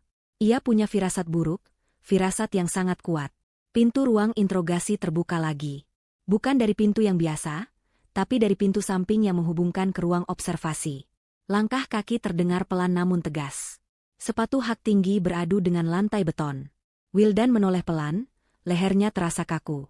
Sosok itu masuk ke dalam cahaya lampu neon. Seorang wanita berhijab dengan busana muslimah modern berwarna navy yang sangat elegan. Wajahnya bersih, bersinar, dan memancarkan aura kewibawaan yang luar biasa. Tidak ada lagi jejak istri rumahan yang sederhana. Di lehernya tergantung kartu akses tamu VVIP kepolisian. Donita berdiri di sana, menatap Wildan dengan pandangan yang membuat darah Wildan membeku. Di belakangnya, Fajar berdiri tegap seperti bayangan setia. "Donita?" desis Wildan tak percaya. Kamu klien Pak Rahmat?" Donita berjalan mendekat, tapi berhenti di jarak yang aman. Ia tidak mau terlalu dekat dengan bau keringat dan keputusasaan yang menguar dari tubuh Wildan. "Perkenalkan, Pak Wildan," suara Donita terdengar formal dan dingin. "Nama saya Donita Prawira, pemilik tunggal Prawira Investment Group, yang merupakan induk perusahaan dari Shadow Capital, yang memiliki 90% saham di perusahaan tempatmu bekerja. Atau dengan kata lain, akulah pemilik kantormu, pemilik kursimu, dan pemilik uang yang kamu curi." Rahang Wildan jatuh. Mulutnya terbuka tapi tidak ada suara yang keluar. Otaknya mencoba memproses informasi yang tidak masuk akal ini. Istrinya, wanita yang setiap pagi ia suruh membuat kopi, wanita yang ia marahi jika masakan kurang garam, wanita yang ia hina karena tidak punya penghasilan, adalah bos besarnya? "Selama ini, kamu?" Wildan tergagap. "Selama ini aku diam, Wildan. Aku ingin melihat apakah kamu bisa menjadi pemimpin yang amanah jika diberi kepercayaan," lanjut Donita. "Ayahku yang memintaku untuk memberimu kesempatan. Beliau memasangmu sebagai direktur boneka untuk mengujimu.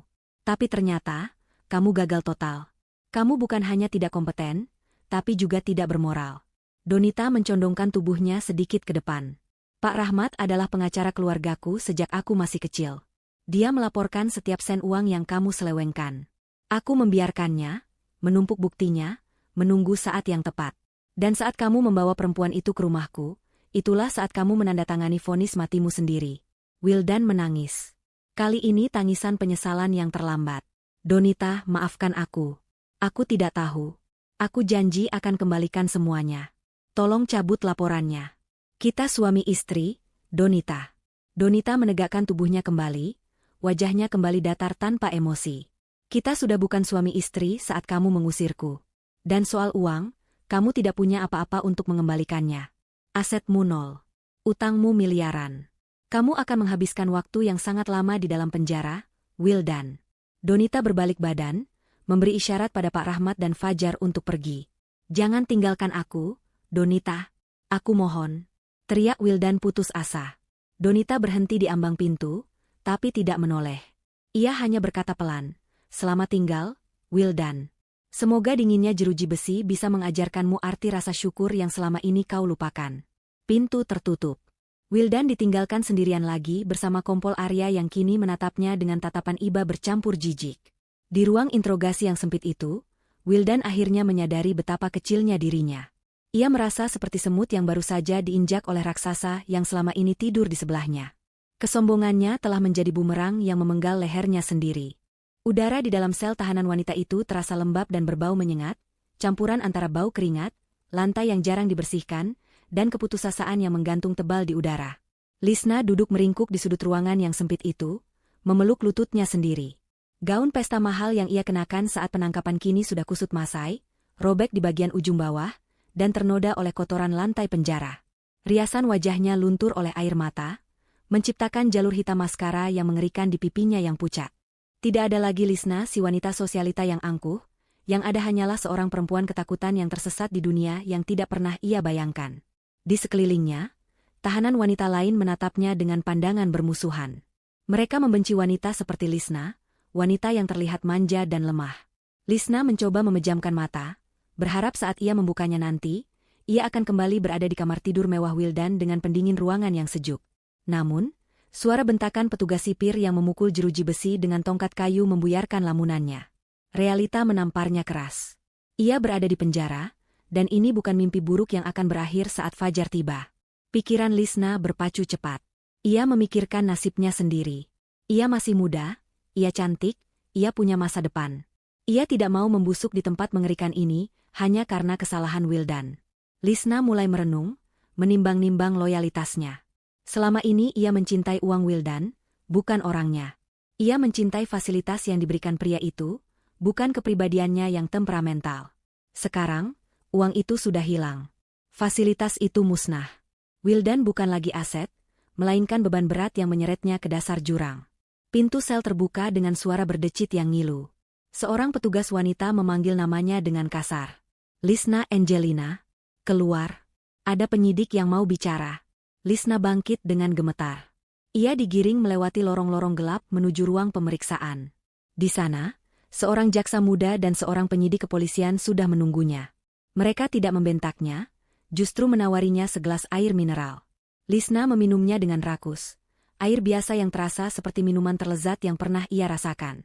"Nona Lisna," ucap jaksa itu dengan nada tenang namun penuh perhitungan. "Kami tahu peran Anda dalam kasus ini sebenarnya minor. Anda hanya menikmati hasil kejahatan, bukan otak pelakunya. Ancaman hukuman untuk penadah bisa sampai 5 tahun penjara." Lisna tersedak. 5 tahun? Wajahnya berubah horor. "Pak, tolong saya. Saya tidak tahu apa-apa. Wildan yang memberikan semua itu pada saya. Saya cuma korban rayuannya." Jaksa itu tersenyum tipis, seolah sudah menduga reaksi Lisna. "Nah, itulah yang ingin kami dengar. Kami bisa menawarkan kesepakatan. Jika Anda bersedia menjadi justice kolaborator atau saksi yang bekerja sama, dan memberikan kesaksian yang memberatkan Wildan Wijaya di pengadilan nanti, kami akan menuntut hukuman seringan mungkin untuk Anda. Mungkin hanya hukuman percobaan tanpa perlu dipenjara." Mata Lisna berbinar. Harapan hidup kembali di hatinya. Hukuman percobaan? Itu artinya ia bisa bebas. Tanpa berpikir 2 kali, tanpa sedetik pun memikirkan nasib Wildan yang mungkin akan semakin hancur karenanya, Lisna mengangguk cepat. "Saya mau. Saya akan katakan semuanya. Saya tahu di mana Wildan menyembunyikan sisa uang tunainya. Saya tahu siapa saja pejabat yang sering ia traktir. Saya akan bongkar semua kebusukannya asalkan saya bebas." Seru Lisna berapi-api.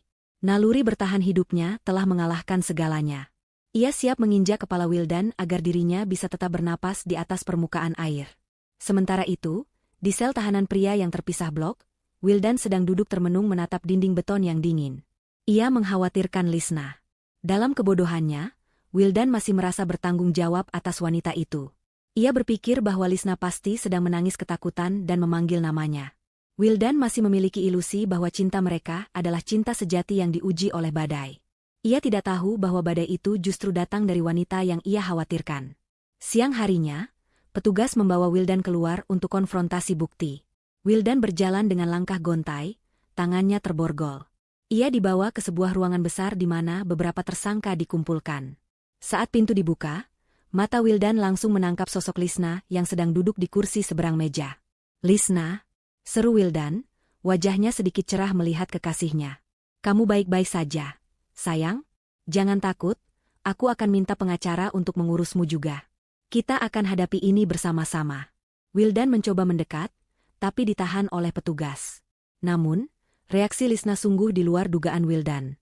Wanita itu tidak berlari memeluknya, tidak menangis haru, dan tidak memandangnya dengan cinta. Lisna menatap Wildan dengan tatapan jijik yang begitu dalam, seolah Wildan adalah kotoran yang menempel di sepatunya. "Jangan panggil aku sayang," bentak Lisna, suaranya melengking tajam memenuhi ruangan.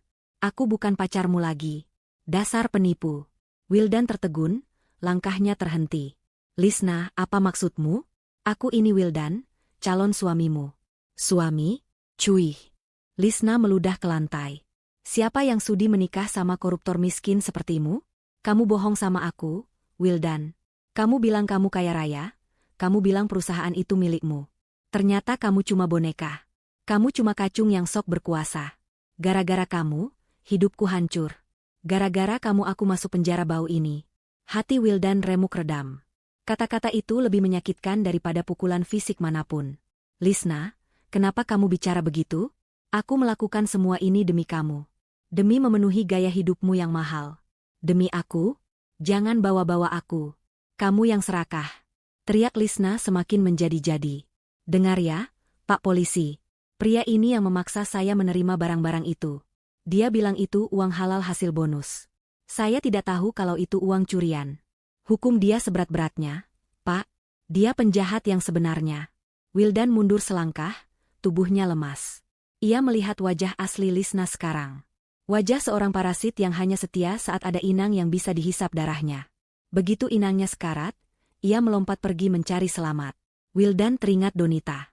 Donita yang selalu ada saat ia sakit, Donita yang mendoakannya setiap malam, Donita yang tidak pernah menuntut tas Hermes atau berlian. Ia telah membuang berlian demi memungut batu kerikil tajam yang kini melukai tangannya sendiri. Di tengah keributan itu, pintu ruangan terbuka lagi. Suasana mendadak hening. Donita masuk dengan didampingi Fajar dan Pak Rahmat. Kehadirannya membawa aura wibawa yang membuat orang-orang di ruangan itu terdiam segan. Donita mengenakan busana terusan panjang berwarna abu-abu yang elegan, wajahnya tenang tanpa ekspresi kebencian maupun kesedihan. Wildan menatap Donita dengan mata berkaca-kaca. Ia berharap ada sedikit rasa iba di mata wanita yang pernah ia nikahi itu. Namun, mata Donita sedingin es. Donita tidak melihat ke arah Wildan, ia justru berjalan mendekati meja penyidik untuk menyerahkan berkas tambahan. Setelah selesai, Donita berbalik hendak keluar. Wildan memberanikan diri memanggilnya dengan suara parau yang menyedihkan. Donita, lihatlah aku. Lihat apa yang dilakukan wanita ini padaku. Kamu benar, Donita. Kamu benar soal semuanya. Donita menghentikan langkahnya. Ia menoleh perlahan, menatap bergantian antara Wildan yang hancur dan Lisna, yang masih memasang wajah garang namun gemetar ketakutan melihat sosok Donita. Aku tidak butuh pembenaran darimu, Wildan, jawab Donita datar. Apa yang terjadi di ruangan ini hanyalah konsekuensi logis. Kamu memilih wanita yang mencintai hartamu, maka wajar jika dia membencimu saat hartamu hilang. Itu bukan pengkhianatan, itu transaksi bisnis yang gagal. Donita kemudian menatap Lisna. Lisna menunduk, tidak berani menatap mata istri sah yang dulu ia hina. Lisna merasa kerdil di hadapan aura Donita yang begitu kuat. Dan kamu, Nona Lisna, ucap Donita lembut namun menusuk. Nikmatilah peran barumu sebagai saksi. Tapi ingat, pengkhianat tidak akan pernah tidur nyenyak, di penjara maupun di luar penjara. Donita berlalu pergi, meninggalkan Wildan yang menangis terseduh-seduh di lantai. Ia menangisi kebodohannya, menangisi nasibnya, dan menangisi kehilangan satu-satunya wanita yang tulus mencintainya. Di ruangan itu, Wildan benar-benar sendirian. Dikhianati oleh kekasih gelapnya, dan ditinggalkan oleh istri sahnya. Karma telah datang dalam bentuk yang paling menyakitkan, kesepian yang abadi di tengah keramaian. 2 bulan kemudian, Pengadilan Negeri Jakarta Pusat dipadati oleh pengunjung. Kasus korupsi yang menjerat Wildan Wijaya menjadi sorotan media massa, karena melibatkan jumlah uang yang fantastis dan drama rumah tangga yang sensasional. Ruang sidang utama terasa sesak dan panas meskipun pendingin ruangan menyala maksimal. Awak media berebut tempat di barisan depan, kamera-kamera mereka siap membidik setiap momen kehancuran sang terdakwa. Wildan duduk di kursi pesakitan di tengah ruangan. Ia mengenakan rompi tahanan berwarna merah kejinggaan dengan nomor tahanan tercetak di dada. Rambutnya dicukur pendek, wajahnya kurus kering, dan tulang pipinya menonjol. Tidak ada lagi sisa-sisa kegagahan sang direktur utama. Ia tampak seperti orang tua yang kehilangan semangat hidup. Di sampingnya duduk pengacara publik yang ditunjuk negara, karena Wildan tidak lagi mampu membayar pengacara swasta sekelas Pak Rahmat. Majelis hakim memasuki ruangan dengan wajah-wajah tegas. Ketua hakim mengetuk palu 3 kali, membuka sidang dengan agenda pembacaan tuntutan dan penyitaan aset. Suara hakim yang berat bergema di seluruh ruangan, membacakan daftar panjang dosa-dosa Wildan. Penggelapan dana investasi, manipulasi laporan pajak, penipuan terhadap pemegang saham, hingga pencucian uang untuk pembelian aset pribadi. Setiap kali hakim menyebutkan nominal uang yang digelapkan, pengunjung sidang berdecak kaget. Angkanya mencapai puluhan miliar rupiah. Wildan hanya bisa menunduk, menatap ujung sepatunya yang kusam. Ia tidak berani mengangkat wajah, takut melihat tatapan mencemooh dari orang-orang yang dulu memujanya. Tibalah saatnya sesi penyitaan aset. Jaksa penuntut umum berdiri dan membacakan daftar harta benda Wildan yang akan disita oleh negara dan dikembalikan kepada pihak perusahaan sebagai ganti rugi.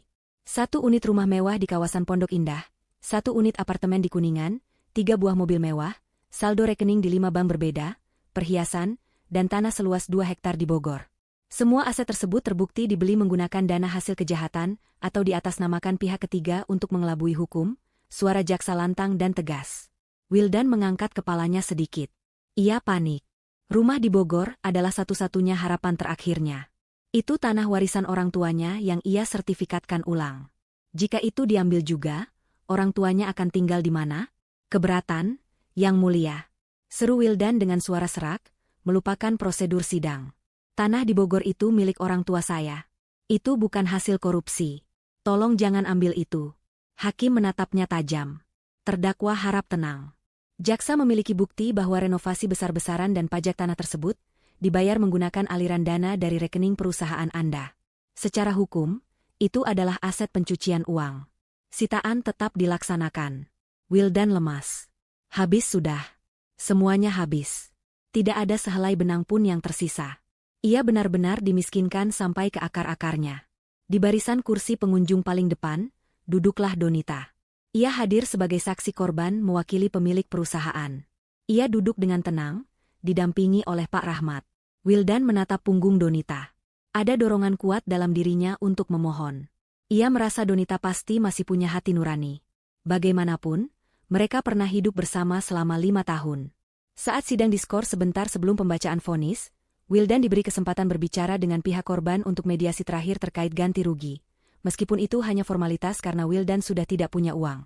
Wildan berjalan mendekati pagar pembatas yang memisahkan area terdakwa dan pengunjung. Ia langsung menjatuhkan dirinya berlutut di hadapan Donita. Suara lututnya yang menghantam lantai terdengar pilu.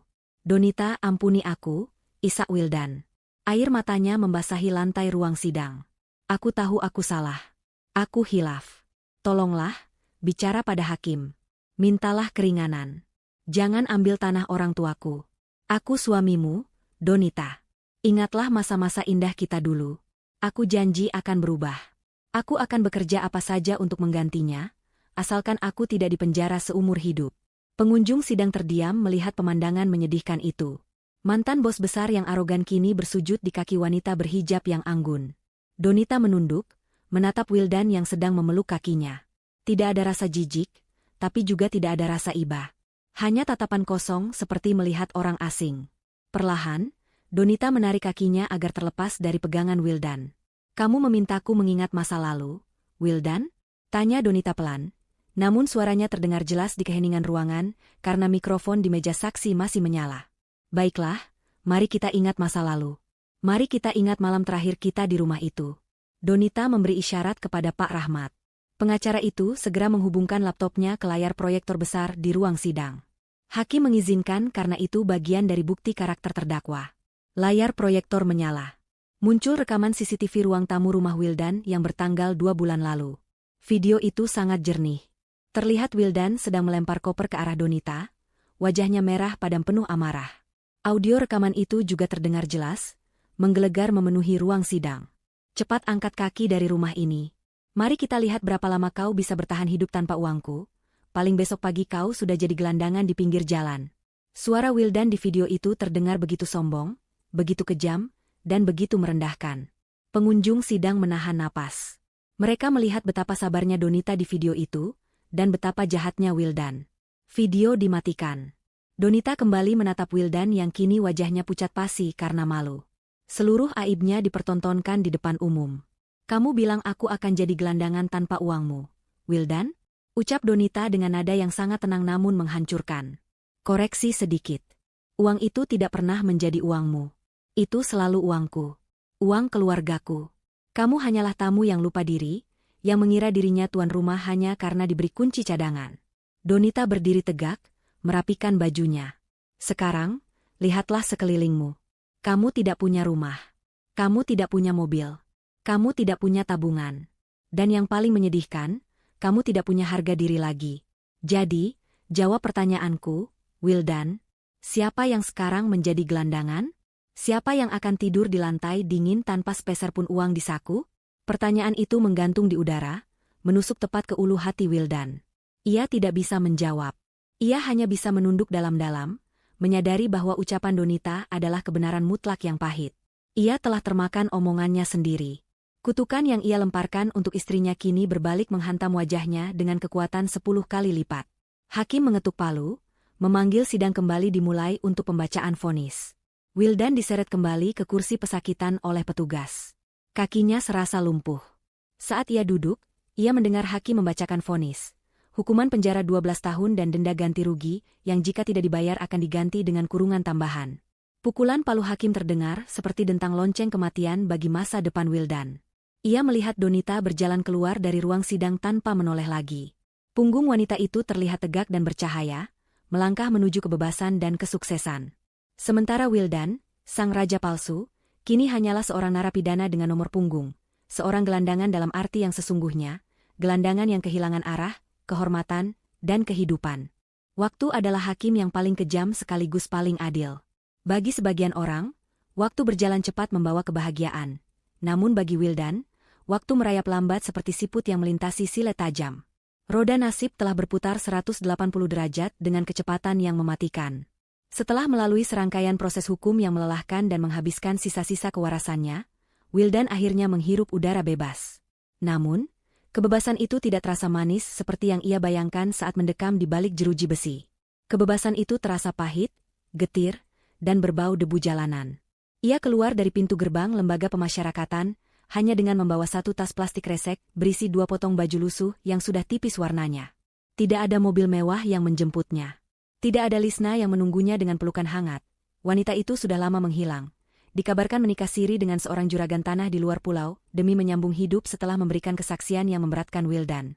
Tidak ada kolega bisnis yang menyapanya. Wildan benar-benar sendirian di dunia yang kini terasa asing dan memusuhinya. Namanya sudah masuk dalam daftar hitam nasional. Catatan kriminalnya sebagai koruptor korporasi membuatnya mustahil mendapatkan pekerjaan, bahkan untuk posisi terendah sekalipun. Kantor-kantor yang dulu berebut ingin merekrutnya kini menutup pintu rapat-rapat begitu melihat wajahnya. Teman-teman golfnya berpura-pura tidak mengenalnya saat berpapasan di jalan. Wildan, sang mantan direktur utama yang dulu hobi memamerkan jam tangan seharga rumah, kini tidak lebih dari sampah masyarakat yang dihindari semua orang. Malam itu, hujan turun rintik-rintik membasahi trotoar kota Jakarta yang keras. Wildan berjalan tertatih-tatih dengan perut yang melilit perih. Ia belum makan seharian. Uang saku terakhir yang diberikan petugas penjara sudah habis untuk membeli obat flu kemarin. Ia mencoba melamar menjadi kuli panggul di pasar pagi tadi, tapi diusir oleh preman setempat karena dianggap terlalu lemah dan tua. Tubuhnya yang dulu tegap berisi karena rajin ke pusat kebugaran kini kurus kering, tulang pipinya menonjol tajam, dan kulitnya menghitam terbakar matahari. Wildan berhenti di depan sebuah ruko yang sudah tutup. Etalase toko itu menampilkan manekin yang mengenakan setelan jas rapi, persis seperti yang dulu ia kenakan setiap hari. Wildan menatap bayangannya sendiri di kaca etalase. Sosok di pantulan itu sangat mengerikan. Rambutnya panjang berantakan dan beruban, janggutnya tumbuh liar tidak terawat, dan matanya cekung tanpa cahaya kehidupan. Ia melihat hantu dari masa lalunya. Ia teringat bagaimana ia dulu berdiri gagah di depan cermin, merapikan dasi sutranya sambil tersenyum angkuh, bersiap untuk menginjak-injak harga diri istrinya. Dengan napas berat, Wildan menggelar lembaran kardus bekas yang ia pungut dari tong sampah di peran toko itu. Inilah tempat tidurnya sekarang. Dingin, keras, dan kotor. Ia meringkuk di atas kardus itu, memeluk lututnya untuk menahan hawa dingin yang menusuk tulang. Suara kendaraan yang berlalu lalang di jalan raya terdengar bising. Tapi bagi Wildan, itu adalah lagu pengantar tidur yang menyedihkan. Saat ia mencoba memejamkan mata, perutnya berbunyi keras, menuntut diisi. Rasa lapar itu bukan sekadar keinginan makan, tapi rasa sakit fisik yang nyata. Ia membayangkan nasi hangat dengan lauk sederhana buatan Donita. Dulu, ia sering membuang bekal yang disiapkan Donita hanya karena ia ingin makan siang di restoran mewah bersama klien atau Lisna.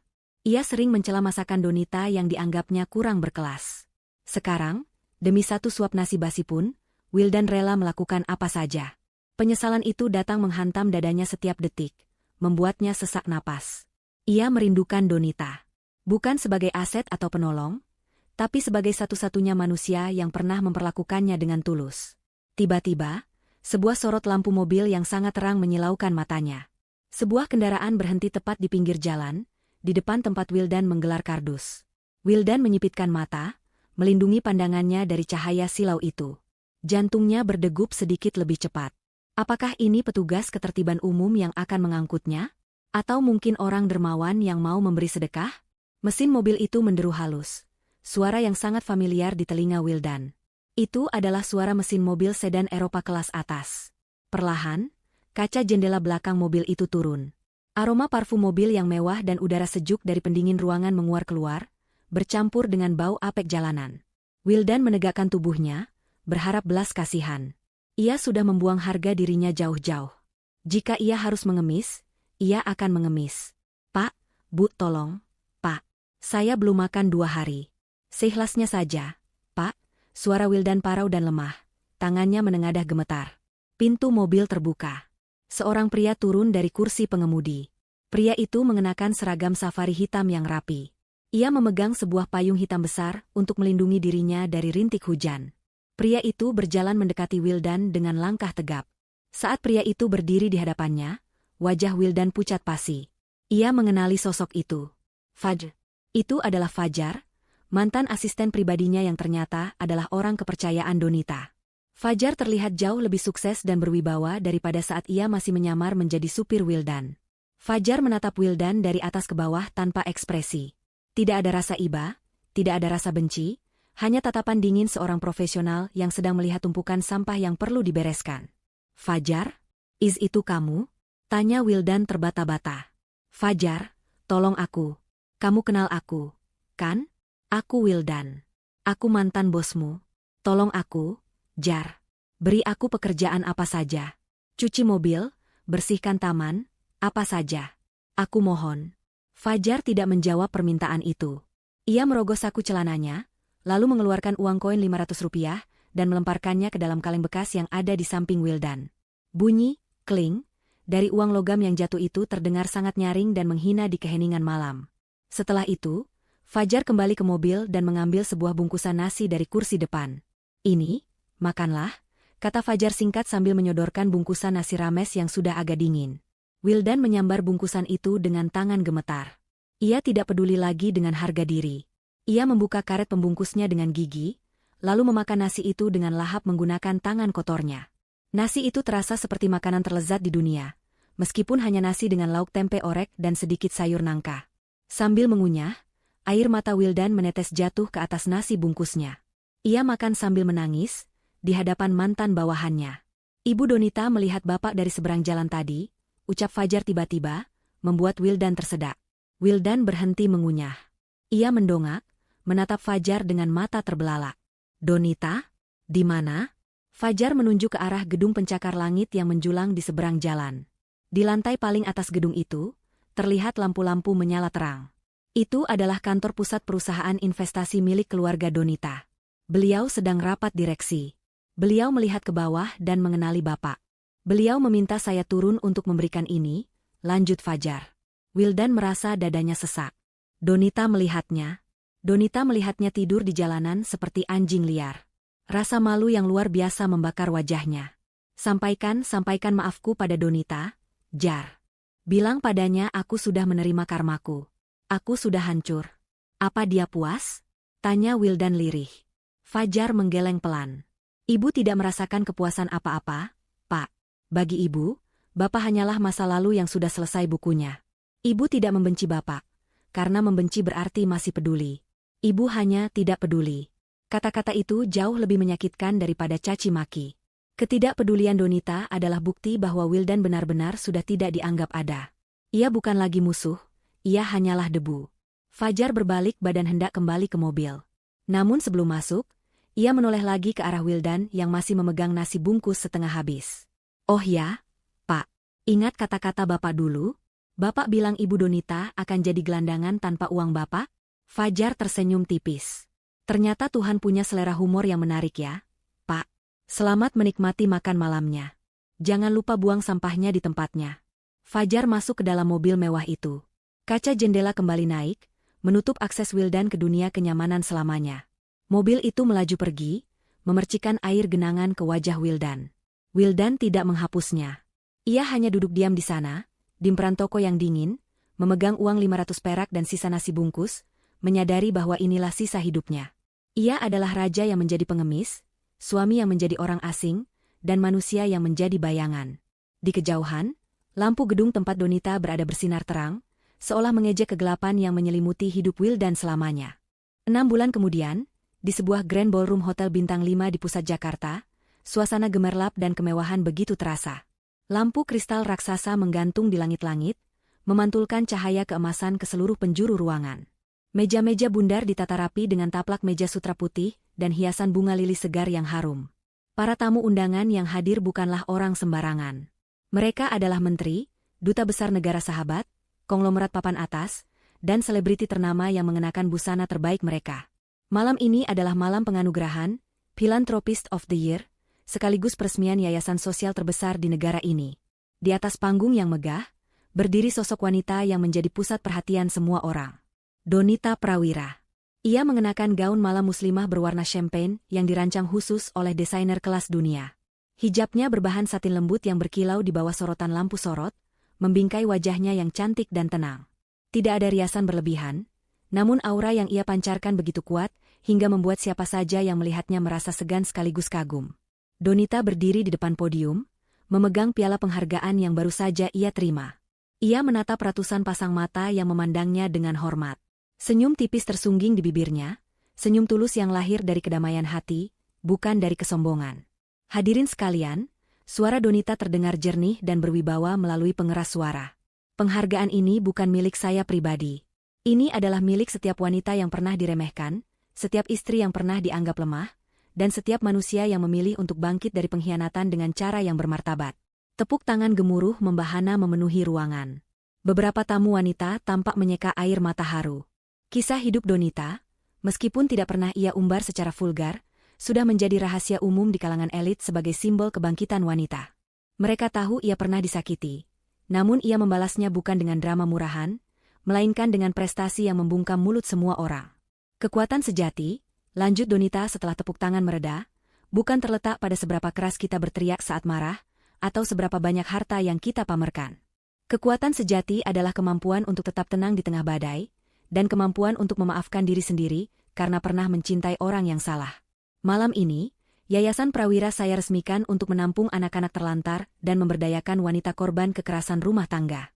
Agar tidak ada lagi wanita yang takut menjadi gelandangan, hanya karena meninggalkan pria yang tidak tahu diri. Kalimat penutup itu disambut dengan standing ovation. Semua orang berdiri bertepuk tangan. Di sudut ruangan, Pak Rahmat dan Fajar bertepuk tangan paling keras dengan wajah bangga. Mereka menjadi saksi transformasi Donita dari seorang istri yang diam, menjadi ratu yang memimpin kerajaannya sendiri. Setelah acara selesai, Donita berjalan keluar dari ballroom dikawal oleh beberapa asisten. Ia menolak tawaran wawancara dari wartawan gosip, dan hanya melayani pertanyaan seputar yayasannya. Ia masuk ke dalam mobil limousine yang sudah menunggunya di lobi hotel. Di dalam mobil yang hening dan nyaman, Donita menyandarkan punggungnya. Ia melepas sepatu hak tingginya sejenak, menghela napas panjang yang lega. "Kita pulang ke rumah ayah, Bu?" tanya supir barunya. "Ya," jawab Donita singkat. Mobil meluncur membelah jalanan Jakarta yang macet. Donita menatap keluar jendela. Ia melihat gedung-gedung tinggi, papan reklame yang menampilkan wajahnya sebagai sampul majalah bisnis, dan hiruk-pikuk kota. Pandangannya kemudian jatuh pada sebuah jembatan penyeberangan yang kumuh di pinggir jalan. Di bawah jembatan itu, dalam keremangan lampu jalan yang hampir mati, terlihat sekumpulan tunawisma sedang berebut kardus bekas untuk alas tidur. Salah satu dari mereka, seorang pria kurus dengan rambut gondrong beruban, tampak kalah berebut. Ia didorong hingga jatuh ke tanah becek oleh tunawisma lain yang lebih muda. Pria tua itu tidak melawan. Ia hanya diam, memungut sisa makanan dari tong sampah di dekatnya dengan tangan gemetar. Donita mengenali postur tubuh itu. Meskipun wajahnya sudah berubah drastis karena penderitaan, Donita tahu itu Wildan. Mobil Donita berhenti sebentar karena lampu merah, tepat di depan posisi Wildan berada. Jarak mereka hanya terpisah beberapa meter dan selembar kaca mobil anti peluru. Wildan yang sedang mengais sampah tiba-tiba mendongak. Matanya yang rabun menatap ke arah mobil mewah itu. Ia tidak bisa melihat siapa di dalamnya karena kaca mobil itu gelap.